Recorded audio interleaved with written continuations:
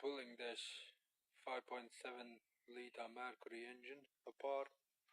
Have to clean it out. That's what it's about.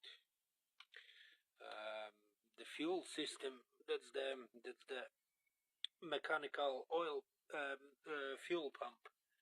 So as you can see in there, there's a lot of crap. And if I stick my screwdriver in there, it basically comes out like that.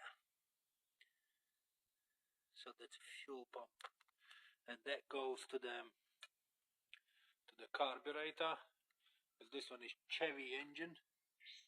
You can see Chevrolet sign here.